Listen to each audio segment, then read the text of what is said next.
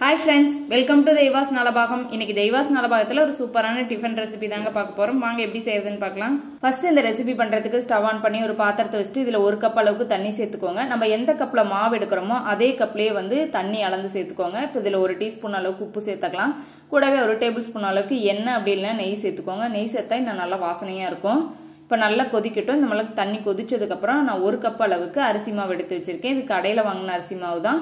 இப்போ இதை உள்ள சேர்த்துட்டு அடுப்பு நல்லா சிம்ல வச்சுக்கோங்க. நல்லா கலந்து விட்டுறலாம். இந்த தண்ணி மாவு எல்லாம் ஒன்று சேர்ந்து வந்ததுக்கு அப்புறம் நம்ம வந்து அடுப்பை ஆஃப் பண்ணிடலாம். ஆஃப் பண்ணிட்டு ஒரு லிட்டு போட்டு மூடி வச்சிருங்க.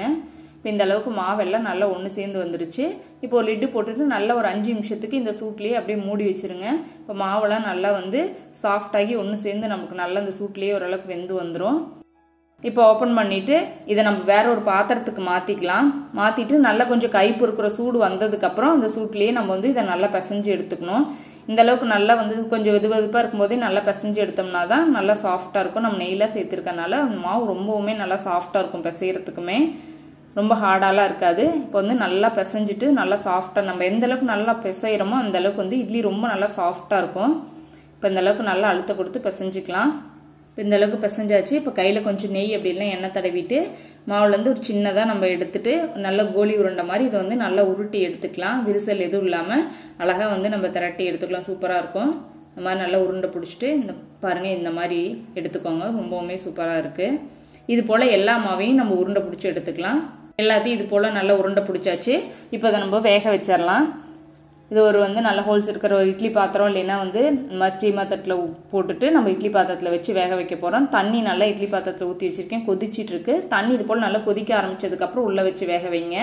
இதை வந்து ஒரு 6லேருந்து 7 நிமிஷம் மட்டும் வேக வச்சா போதும். ரொம்ப நேரம் வேக வைக்க தேவையில்ல. ஏற்கனவே வந்து நம்ம சுடுதண்ணியில் போட்டு மாவு கொஞ்சம் நல்லா வெந்துதான் இருக்கு. இப்போ அவ்வளோதான் நல்லா வெந்து வந்துருச்சு. இப்போ இதை எடுத்து வெளியே வச்சிடலாம். பாருங்க எவ்வளோ நல்லா சாஃப்டாக இருக்குதுன்னு. இப்போ இதை நம்ம தாளிச்சிடலாம். ஸ்டவ் ஆன் பண்ணி ஒரு பேனை ஹீட் பண்ணிட்டு இதில் 1 டீஸ்பூன் அளவுக்கு எண்ணெய் சேர்த்துக்கோங்க.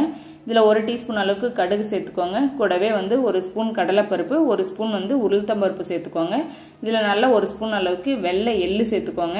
ரொம்ப நல்லா டேஸ்ட்டாக இருக்கும். நல்லா இந்த பருப்போட சேர்த்து கடிச்சு சாப்பிடும்போது ரொம்ப நல்லா கிரன்ச்சியாக டேஸ்ட்டாக இருக்கும். இப்போ இந்த கடுகெல்லாம் நல்லா பொரிஞ்சு இந்த பருப்பெல்லாம் நல்லா சிவந்து வறுபட்டு வரட்டும். இப்போ இந்த அளவுக்கு நல்லா வந்து வறுபட்டு வந்துருச்சு.